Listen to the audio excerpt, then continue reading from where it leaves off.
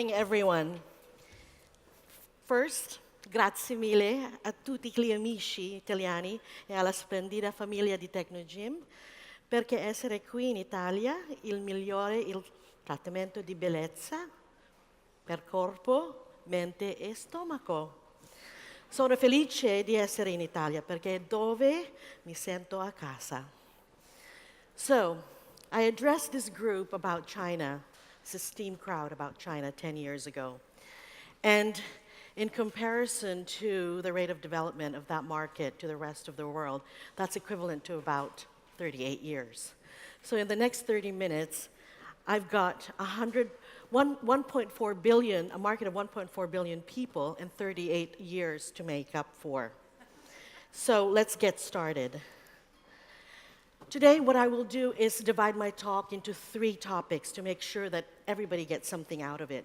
First, we can't start the talk about wellness without talking about the explosive growth of China's outbound market, travel market. Second, I will give us a snapshot of where health and wellness is right now in China and the current trends that are shaping that landscape. And last but not the least, because this is about the business of shaping the business of wellness, we will talk about my predictions of the hot button trends shaping that country. So, how many of you watch Crazy Rich Asians? All right. So if you will recall in the beginning of that movie this famous quote from Napoleon Bonaparte. But what I did is I took the creative liberty of changing a word and saying, let China sleep, for when she travels, she will shake the world. And arguably, the number that has made the travel industry sit up and listen is a figure that was released several years ago by the WTO. And that was a prediction of 200 million outbound Chinese tourists by 2020. That's a little bit over a year from now. Now, just to put it into context, that is the combined population of Italy, Germany, and UK right now. Now, if some of you are thinking that is a pie-in-the-sky figure, we are certainly on our way to reaching those numbers. As of last year, there were 145 million Chinese tourists traveling overseas, and this year we are projected to end the year with 156 million. What's scary, though, is that by 2030, that is 11 years from now, it is predicted there will be 400 million Chinese tourists traveling overseas. 400 million.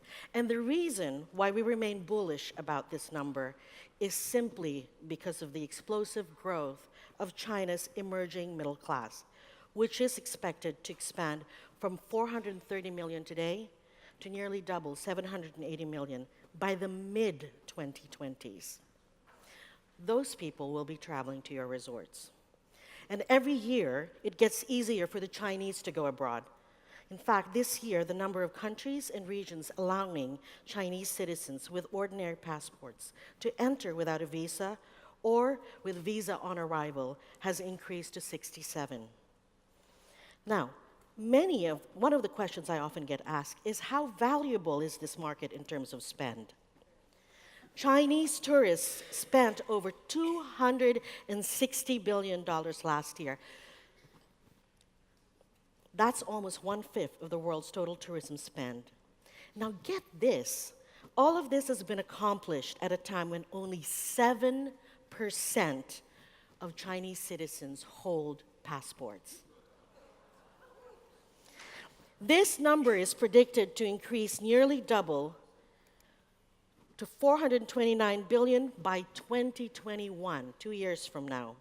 Comparatively, our American friends parted with a relatively paltry 123 billion. What do they spend on?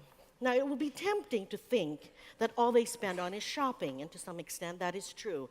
After all, the Chinese are propping up the luxury markets today. However, Nielsen did a study, and while shopping accounts for a quarter of their spend, accommodations and dining are not far behind. And in fact, a few other research have indicated that they are beginning to spend more and more in experiences. Where are they coming from? Shanghai, Beijing, Guangzhou, and Shenzhen are questionably the major exit ports for China. But there are new first-tier cities emerging. All have seen great numbers in outbound travelers. This list also includes 10 new first-tier cities with the fastest growing number of outbound tourists coming from Xi'an, which is the home of the famous terracotta warriors. But here's what's interesting. As much as we poo-poo the travelers coming from second-tier cities, guess what? They spend more than the more sophisticated travelers coming from the first-tier city. And why is that? Because they often come with shopping lists for families and friends. That's why. So the question is, where are they traveling to? Now, based on online booking data, these are the 20 most popular destination countries. Thailand and Japan remain the two preferred travel destinations. In 2017, Thailand welcomed nearly 10 million Chinese tourists, and it represented 28% of its total inbound tourism. Japan, on the other hand, attracted 7.35 million Chinese travelers. But what's interesting is there are some dark horse destinations which have attracted the attention of Chinese tourists, and those are highlighted in red. And I'm sure you'll see some of your countries represented. Canada and Switzerland were also popular destinations, no doubt due to the fact that 2018 is the official year of China tourism for both the EU and Canada. And what's interesting here is a series of measures have been introduced by global tourism destinations to lure Chinese visitors. Indonesia, for example, is planning to develop 10 new islands similar to Bali, while countries in Southeast Asia will invest over $100 billion in airports, new railways, hotels, and theme park constructions, all in a bid to accommodate more Chinese travelers. In fact, in Maldives, which has seen a surge in Chinese tourists, over 200 hotel projects are currently in development. So what we know is they're traveling for leisure. They're also traveling for health reasons. Due to a growing middle class and urbanization, strained healthcare system, rapidly aging market, and a deep distrust in domestic healthcare, Chinese, especially the affluent Chinese, are seeking medical treatments elsewhere. Asian destinations like Korea, Japan, Taiwan, Thailand, and Malaysia are popular, but the US, Japan, Germany, UK, and Singapore are seen as the pinnacle of quality for treatment of life-threatening diseases such as neurological and cardiovascular diseases and cancer. And for this market, keep in mind, cost is not an issue. Remember, crazy rich Chinese, okay? Their main focus is access to the best possible care and medical outcomes for themselves and their loved ones. Now, it is estimated that this outbound medical tourist market will nearly double in just 2 years. And we also think that these are very conservative numbers because it doesn't take into account a lot of those who travel across the border into Hong Kong to seek treatments. And another phenomenon we're seeing here as well is those who travel across the border to buy health insurance from international brands. So that's the other thing. Now, all these stats are pointing to the white elephant in the room, which Rafat Ali talked about yesterday. Now, it's interesting that Chinese travelers today have become the poster children of over-tourism. Google over-tourism, and 9 times out of 10, you'll see images of groups of Chinese travelers all over the world with the white flags with their tourist guide. It doesn't help that there have been many incidences of Chinese tourists behaving poorly, something that the Chinese government has addressed through ongoing public awareness programs. In fact, they've gone so far as to confiscate your passports if you behave badly. It's true. So you're detained, you can't travel. But what I would like to invite everybody in this audience to do is not focus so much on the stereotypes and cliches, because this prevents us from understanding the complexity of the Chinese tourist, from understanding the regional differences, that China is not one country. It is some 200 regions, all very different from each other. It fails us from understanding the emerging psychographic profiles of key market segments and their fast-changing behaviors and preferences. In China, keep in mind that generational spans are not 20 to 25 years as we perceive it in the West. Because of the speed of development, it is 5 years. So when we look at generational cohorts, we look at broken down to those born in the 70s, 80s, and 90s. And before I leave all these stats and figures, I want to remind people that the outbound Chinese market, as we know it today, is only 23 years old. In fact, the milestone was when the Chinese government rolled out their approved destination status program, which basically regulated the group travel business worldwide. Okay? So one last thing before I leave it is I want to talk about 3 futures for you to think about when you think about travel. The future is fit, which is frequent independent travelers, okay? Contrary to stereotypes, the majority of Chinese travelers today are now traveling without an organized tour. In fact, the latest stats say that 78 million independent travelers versus 52 million group travelers, okay? They are using the internet to arrange their own trips. They book hotel and air travel first, and then they use their mobile devices to choose where to go, where to shop, where to spa, and where to eat. This will continue to grow as the market matures. Next.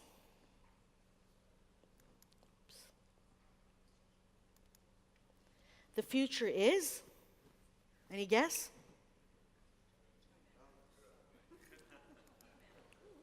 Female. Now get this, China has 34 million men, but I will tell you right now, it is the women who are driving the Chinese market. Yes. In fact, in 2018, there will be an estimated 59% of outbound tourists will be female versus 41% male. So whether it's girlfriend holidays or multi-generational travel, Chinese women are driving the travel experience today and will continue to influence how tourism destinations and hospitality brands develop their offerings. Now, this is another side trend which relates to this, is what we're finding, especially in North Asia, and that includes part of China, that more and more women are deferring marriage and traditional roles to actually invest in themselves. They're investing in their own homes. They're not waiting for a man to complete them. So I thought that's a really interesting finding. So last but not the least, the future is filial. So all of you have heard about the 4-2-1 conundrum, right? Where an individual supports a set of parents and 2 sets of grandparents because of China's one-child policy. So we're seeing a trend of young Chinese professionals traveling with their elderly family members. Why? Because more often than not, the family unit is being split because many of these young adults are having to seek work in urban centers. And the only time that they can forge bonds is through travel. So we're seeing that as another trend. Now, before I go to my next section, good, I'm on track here, is I want to shift our focus from the world back to China and look at some of the movements that are shaping the health and fitness trends in China. It's important that we look at what wellness means and what the 2 characters stand for, which basically means to nurture, can mean also nutrition, and the character on the right side, which means to give birth, to give life, vitality. Practically everything that we look at wellness comes from the portal of traditional Chinese medicine. We live, breathe, eat it. It is a part of our life, and it is a practice that transcends all the generations within China. What is interesting is where the generations diverge is when it comes to fitness. The older set, those 50 and above, Tai Chi is very popular. In fact, you can spot the Tai Chi aunties early morning or late afternoon in public parks throughout China. But it is the younger generation that's embracing yoga, gyms, and marathons. China is in the midst of a, is in the midst is in the grip of a government-backed exercise boom. Fitness and sports are viewed as the new real luxury. Sports in particular, when China sets their mind at being a superpower in whatever area that they put their mind to, they will dominate it. We have the most number of golf courses, the most number of soccer pitches, and now we hope to convert ourselves to be ready to host the Winter Olympics in 2022, which means that we will probably have the most number of ski lifts. But when you look at the Chinese numbers, as we know today when it comes to fitness, it's important to understand it in the context of face, okay? Fitness is viewed as the new luxury. As a lifestyle pursuit, fitness fits perfectly into China's generic societal value, improving oneself level by level, and to be seen doing so. The wealthy gym-going class is no exception. Most affluent urban Chinese who have still grown up under a culture that promotes upward social mobility through whatever means possible. This, combined with social media and fitness apps, give a clear avenue of the nonstop quest for social approval. Like most other pursuits, China's fitness scene is fundamentally social. Besides the global trend of growing consciousness on health, social approval from peers is a strong motive for China's fitness class. A gym session is shared, a flat stomach is posted, a yoga course is live streamed, and to illustrate the popularity of fitness apps converging with this particular trend, there was one particular app called Keep, which gained more than 10 million users in just 289 days. Now, China is now the new yoga superpower.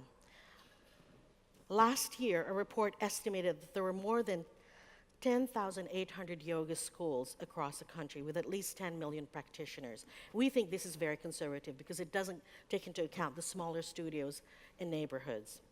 Now, interestingly, around the same time, India also declared that they have a shortage of some 3,000 required teachers to meet their own domestic demands. So guess where they are? Those Indian teachers are in China right now. While yoga's popularity is linked to a city's economic development, with wealthy Beijing, Shanghai, and Guangzhou as home to the most number of yoga practitioners, who are predominantly affluent females between the ages of 25 and 40, yoga is also finding its way into poorer provinces.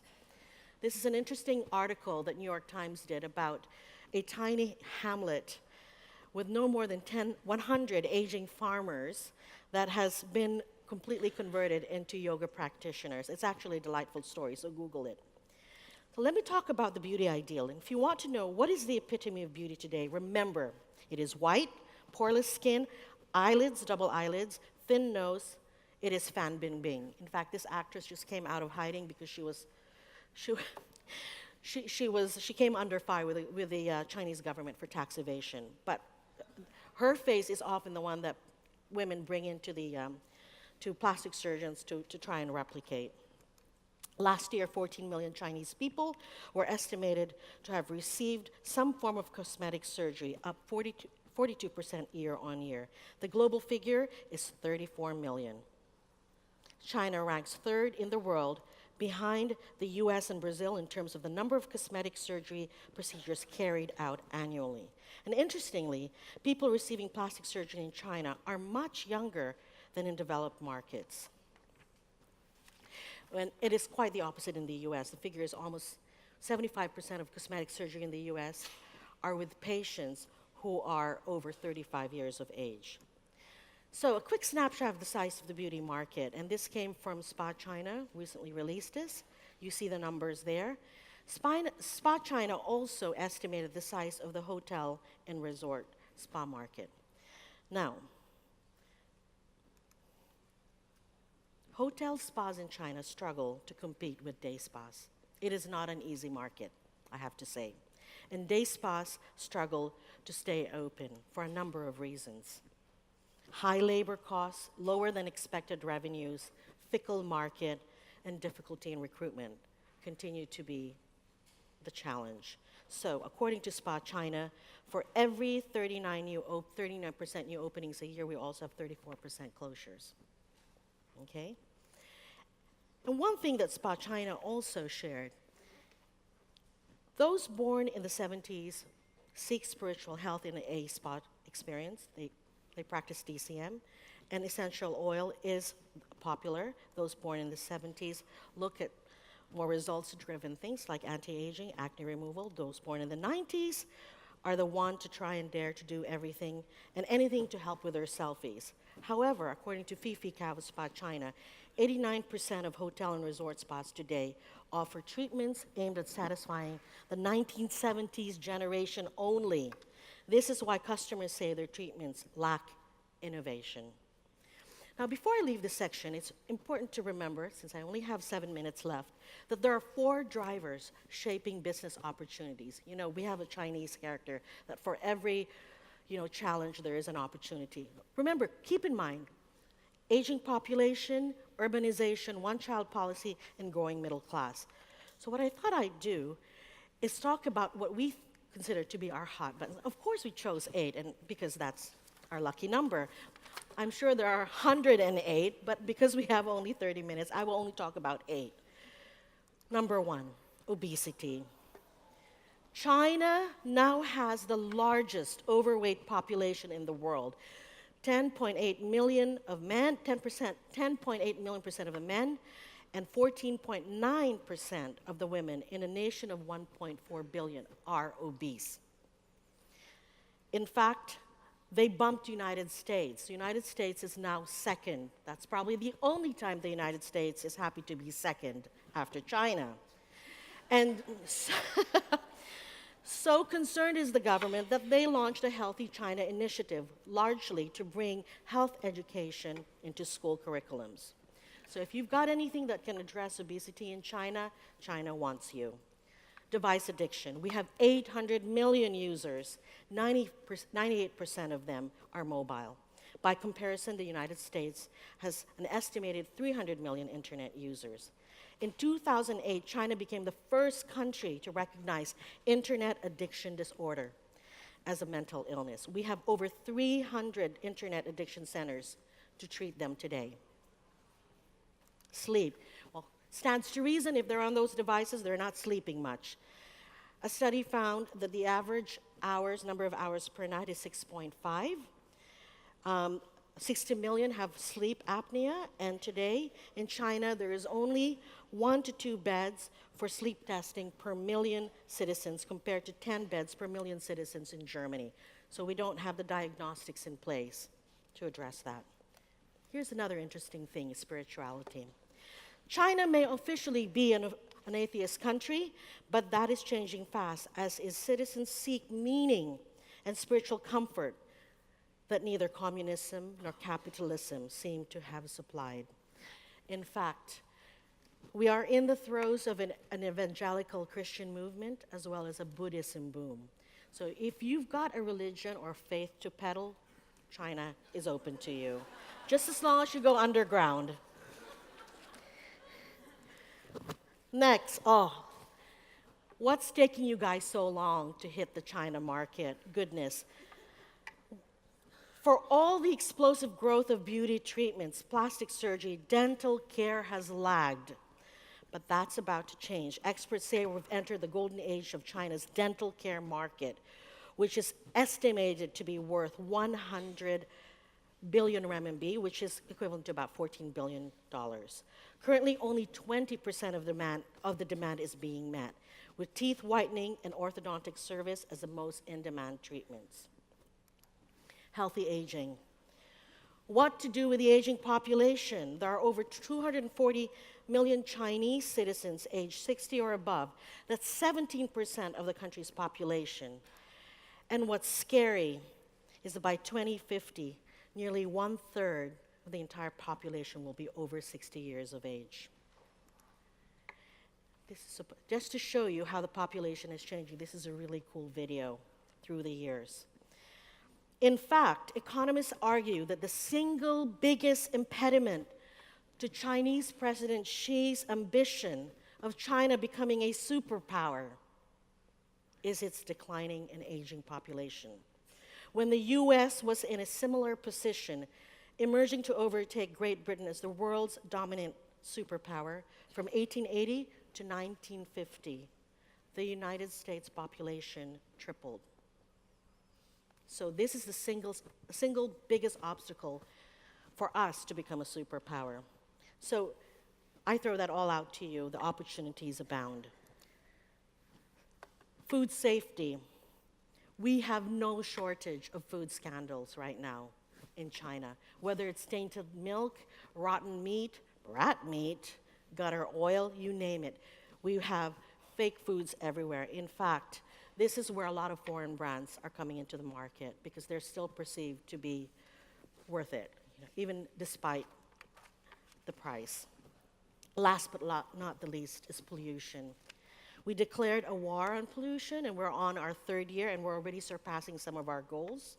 At this year's Davos, Vice Premier Liu He cited reducing environmental pollution as one of China's main strategic goals, along with preventing major financial risks and alleviating poverty. Now, if you're in sustainability, waste management, green technology, or any service or product, innovation that intersects with environmental, social, and governance issues, China needs you. Last but not the least, 3 minutes remaining. No doubt, for all of my talk, China is a challenging place to do business. Many foreign businesses continue to face headwinds arising from slowing economic growth, inconsistent and generally unfavorable interpretation of regulation, and rising costs of doing business. China is not a market for the faint-hearted. However, because of China's economy is growing at an exponential rate, vast opportunities remain for investors despite its recent slowdown. Despite the many risks and challenges, the Chinese market presents more opportunities than ever before, and some of the fastest growing sectors are in high-tech, IT, new energy, healthcare, entertainment, culture, and biotechnology. All in all, China's economy has immense potential. This is in the words of Vice President Liu. Now, 11 years ago, when I talked about China to this esteemed audience, I recall ending my talk with this quote, and it becomes particularly relevant because of where we are. All roads lead to Rome, or in this case, Cesena. Now, I would venture to say all roads may not necessarily lead to China, but they will most certainly pass through it. So my question to all of you is, what is your China strategy? Thank you.